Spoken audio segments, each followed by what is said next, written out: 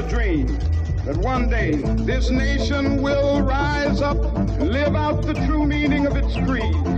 I don't envision power and glory nor truth, only to serve my country. Right into the side of the Twin Tower, exploding through the other side. Ich bin ein Berliner. Premier Khrushchev has sent a message to President Kennedy today.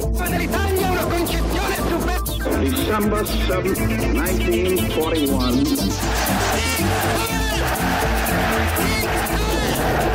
The New World Order. I'm prepared to wait for my answer until hell freezes over, if that's your decision.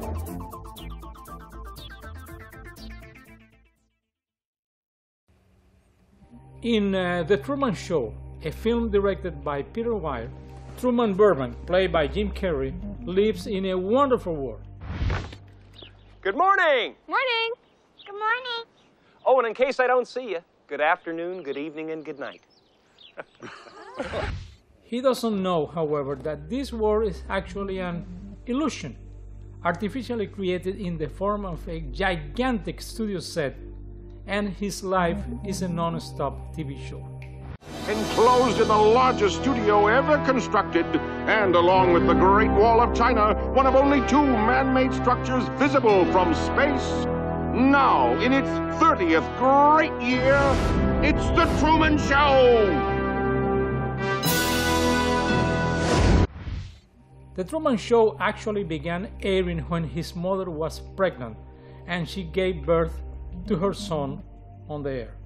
So Truman has spent his whole life immersed in this make-believe reality, and he has no frame of reference to check the true value of this artificial world surrounding him. He lives what he considers to be a normal, happy, average life in his hometown, which a local newspaper calls the best place on earth.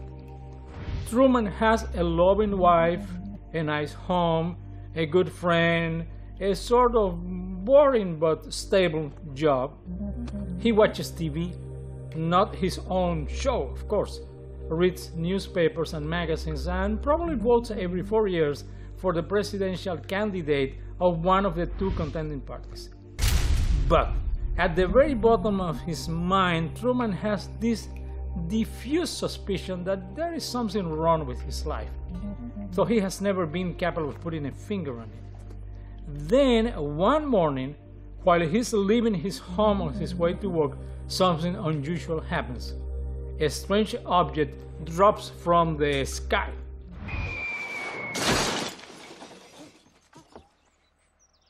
It is a studio lamp. Unable to put aside these strange occurrences, he begins looking at things more carefully and discovers that most events in his life follow a prearranged pattern, as if somebody behind the curtains is manipulating them. In another scene of the film, one of the actors, disgusted with her unethical role, confronts the TV program director and complains that everything in the show is a lie. You're a liar and a manipulator, and what you've done to Truman is sick. Don't you ever feel guilty?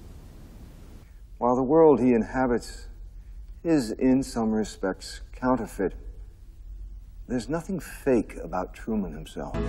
It's all true. It's all real. Nothing here is fake. Nothing you see on this show is fake. It's merely controlled.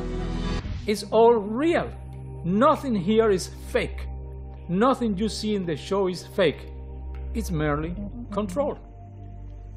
Like Truman Burbank, I had suspected for many years that the world I was living in was controlled, though I had been unable to get proof of it. It worked on my behalf, so that unlike Truman, I stopped watching TV and reading the mainstream media a long time ago.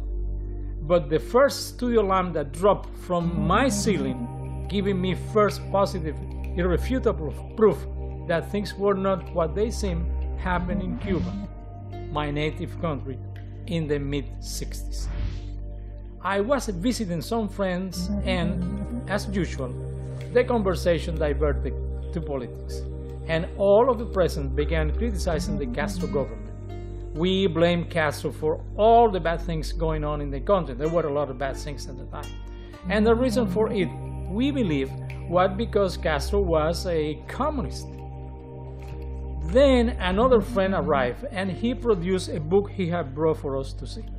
It was an autobiography of Joseph Goebbels, the Nazi minister of propaganda.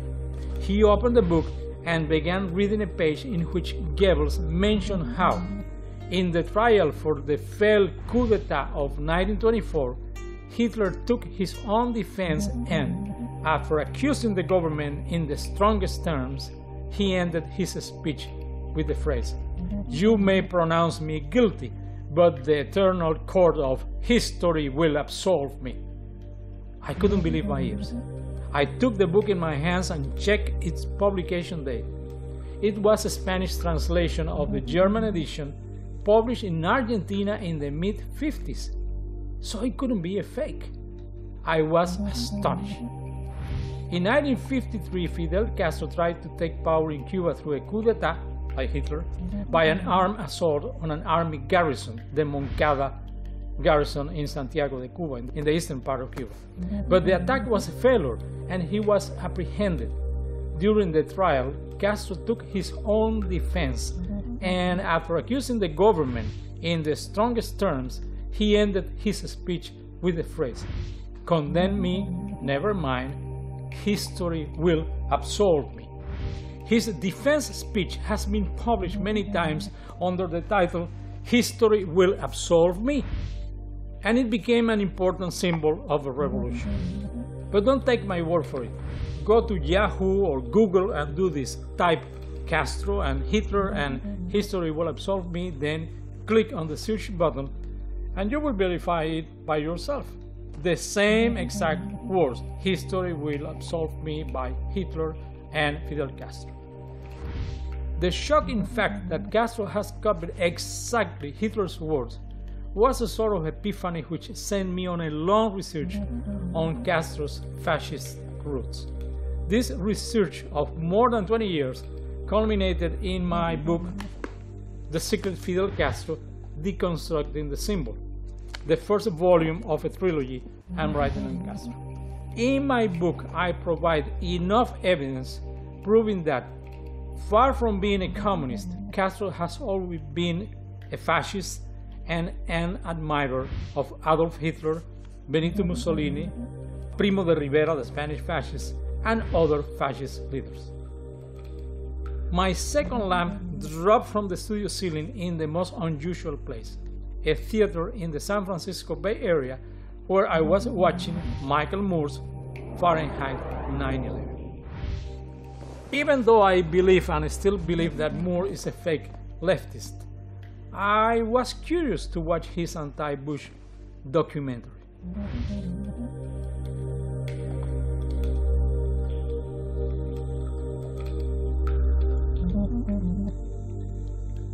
But Moore is a loose cannon and made a big mistake. At the very beginning of the film, he shows some footage never shown before by the mainstream media, a session of the Congress in which Al Gore, in his role of President of the Congress, is stonewalling some representatives, all of them members of the Democratic Party, who tried to protest about Bush stealing the election to none other than Gore himself. Mr. President, and I take great pride in calling you that, I must object because of the overwhelming evidence of official misconduct, deliberate fraud, and an attempt to suppress voter turnout. The chair must remind members that under Section 18 of Title III, United States Code, no debate is allowed in the joint session. Thank you, Mr. President. To answer your question, Mr. President, the objection is in writing, signed by a number of members of the House of Representatives, but not by a member of the Senate. Mr. President, it is in writing and signed by several House colleagues on behalf and myself of the 27,000 voters of Duval County, in which 16,000 of them are African Americans that was disenfranchised in this last election. Is the objection signed by a member of the Senate? Not signed by a member of the Senate. The Senate is missing. Mr. President, it is in writing and signed by myself on behalf of many of the diverse constituents in our country, especially those in the 9th Congressional District, and all American voters who recognize that the Supreme Court, not the people of the United States, decided this election. Is the objection signed by a senator? Unfortunately, Mr. President, it is not signed by one single senator. Mr. President, it is in writing and signed by myself and several of my constituents from Florida. A senator is needed, but missing. Is the objection in writing and signed by a member of the House and a senator? The objection is in writing, and I don't care that it is not signed by a member of the Senate. And the zeal Gore puts into avoiding that these representatives, most of them women, express their anger and frustration shows very clearly that he was not acting out of fairness or respect to his role, but that he had a vested interest in stopping them short.